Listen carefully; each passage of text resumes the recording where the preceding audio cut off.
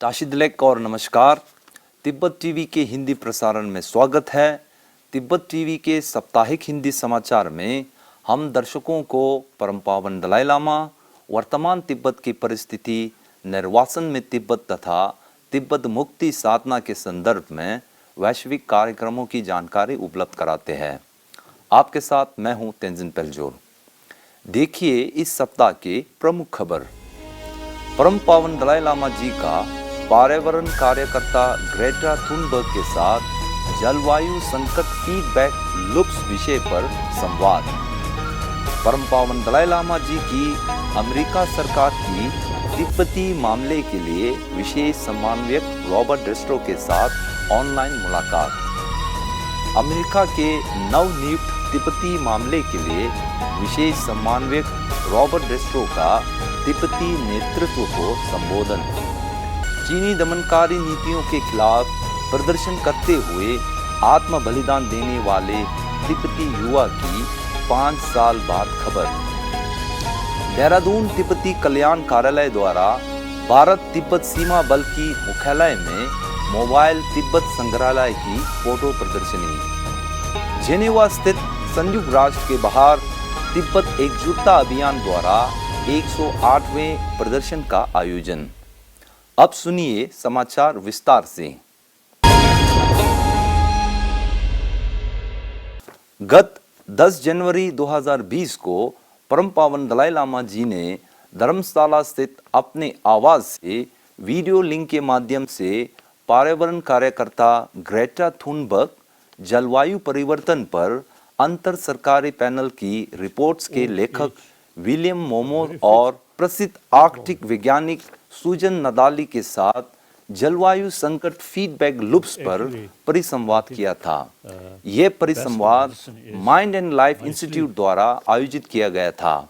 इसका संचालन इस संस्था के अध्यक्ष डायना बोर वू द्वारा किया गया। अपने संबोधन में परम पावन दलाई लामा जी ने पर्यावरण कार्यकर्ता ग्रेटा थुनबर्ग की प्रशंसा करते हुए कहा कि ऐसे युवा अवस्था में इस ग्रह के बारे में चिंता करना हमारे लिए आशा की किरण है। आज के समय सभी 7 अरब मानव हमारे समुदाय है। हमें पूरी मानवता के बारे में चिंतन करना चाहिए क्योंकि हम सभी एक दूसरे पर निर्भर करते हैं। हमें संपूर्ण मानवता और इस ग्रह जो कि हमारा एकमात्र घर है उस पर व्यवहारिक सोच रखने की जरूरत है।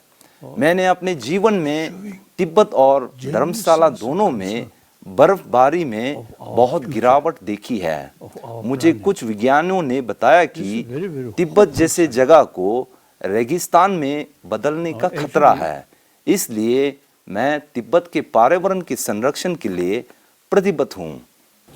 When I heard the young ladies, you see, the thinking about environment or these things, I really admire. It is really encouraging now from a young community, a younger member of humanity now showing genuine sense of concern. अपने संबोधन में Greta Thunberg ने आयोजकों तथा परम पावन दलाई लामा जी द्वारा पर्यावरण और जलवायु परिवर्तन के बारे में जागरूक तथा इस मुद्दे का दृढ़ समर्थन देने के लिए आभार प्रकट किया। उन्होंने कहा कि हम युवा वर्ग आपका हमारे साथ खड़े होने के लिए धन्यवाद करना चाहते हैं। हमारे बीच उम्र का अंतर है, लेकिन हमारा एकमात्र लक्ष्य इस पृथ्वी ग्रह की रक्षा करना है। उन्होंने कहा कि हमारे नकारात्मक कार्यों का परिणाम है कि हमारे पास प्रकृति के प्रति सम्मान की कमी है। हम इसके परिणामों पर विचार भी नहीं करते हैं। अमेरिका सरकार द्वारा तिब्बती मामले के लिए नवनियुक्त विशेष समन्वयक रॉबर्ट ड्रेस्ट्रो और अमेरिका विदेश विभाग के अधिकारियों ने गत 13 जनवरी को परम पावन दलाई लामा जी के साथ ऑनलाइन मुलाकात की। श्री रॉबर्ट ड्रेस्ट्रो तिब्बती मामले के लिए अमेरिका के समन्वयक पद पर नियुक्त होने वाले छठे व्यक्ति है। मीडिया प्रभारी से प्राप्त जानकारी के अनुसार परम पावन दलाई लामा जी ने अमेरिका और तिब्बत के बीच पिछले कई दशकों के घनिष्ठ संबंधों का वर्णन करते हुए अमेरिका सरकार द्वारा तिब्बती लोगों के प्रति निरंतर सहयोग और समर्थन देने के लिए आभार प्रकट किया है। विशेष समन्वयक रॉबर्ट ड्रेस्ट्रो ने कहा कि अमेरिका सरकार चीन तिब्बत वार्ता को पूर्ण प्रारंभ करने के लिए तथा तिब्बत के धर्म और संस्कृति के संरक्षण में लगातार समर्थन देने के लिए प्रतिबद्ध है। पिछले साल की अक्टूबर महीने में अमेरिका सरकार ने सहायक सचिव रॉबर्ट ड्रेस्ट्रो को तिब्बती मामले के लिए विशेष समन्वयक नियुक्त किया था। इस संबंध में रॉबर्ट ड्रेस्ट्रो के कार्यालय और केंद्रीय तिब्बती प्रशासन के संयुक्त तत्वाधान में विशेष समन्वयक रॉबर्ट ड्रेस्ट्रो का धर्मशाला स्थित केंद्रीय तिब्बती प्रशासन की 12 से 15 जनवरी तक की ऑनलाइन संपर्क का आयोजन किया गया था।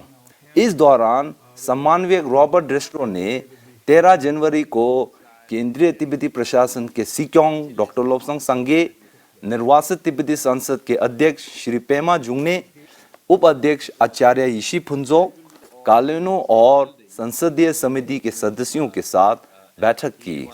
अपने संबोधन में उन्होंने अमेरिका के विदेश मंत्री माइक पोम्पियो को तिब्बत मुद्दे और लोगों के प्रति कार्य का जिम्मेदारी सौंपने के लिए आभार प्रकट किया। उन्होंने कहा कि हमारी राज्य विभाग का कार्य तिब्बती लोगों के लिए उपयोगी होना और सेवा करना है। मैं आपको विश्वास दिलाता हूं कि तिब्बती लोगों द्वारा अपनी अनूठी पहचान को संरक्षित करने के प्रयासों के लिए अमेरिका में दोनों प्रमुख राजनीतिक दलों का समर्थन है। वेबिनार का संचालन करते हुए डॉक्टर सांगे ने कहा कि अमेरिका सरकार तिब्बत मामले के लिए विशेष समन्वयक की नियुक्ति तिब्बती लोगों और तिब्बती मुद्दे के लिए बहुत महत्वपूर्ण संदेश देती है। इससे तिब्बत के अंदर तिब्बती लोगों में आशा की नई किरण जगी है। साथ ही डॉक्टर सांगे ने विशेष समन्वयक के कार्यालय से विभिन्न देशों में स्थित तिब्बत कार्यालय के साथ अमेरिका दूतावास से संयुक्त कार्य करने की अपील की है।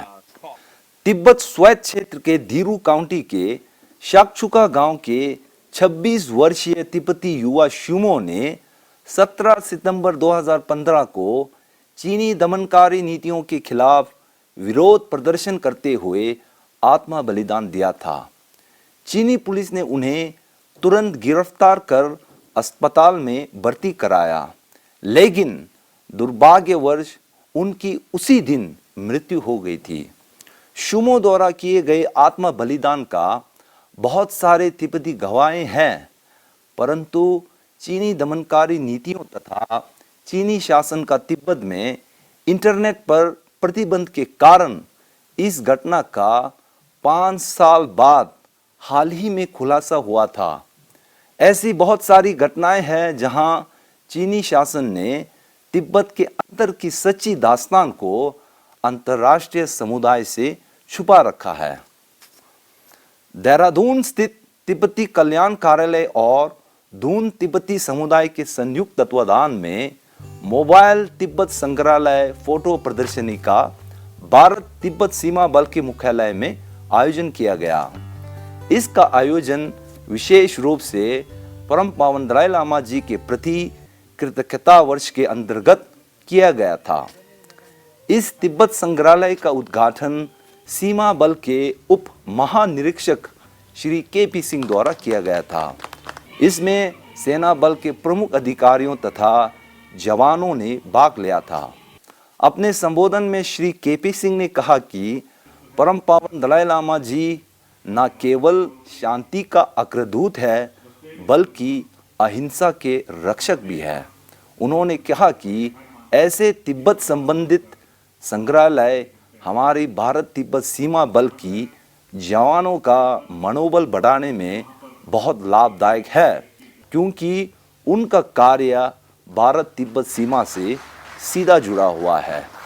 स्विट्जरलैंड स्थित 5 तिब्बती परिवार ने एकजुट होकर तिब्बत एकजुटता अभियान के तहत जिनीवा संयुक्त राष्ट्र कार्यालय के बाहर 108वीं बार चीनी शासन के खिलाफ विरोध प्रदर्शन का आयोजन किया था।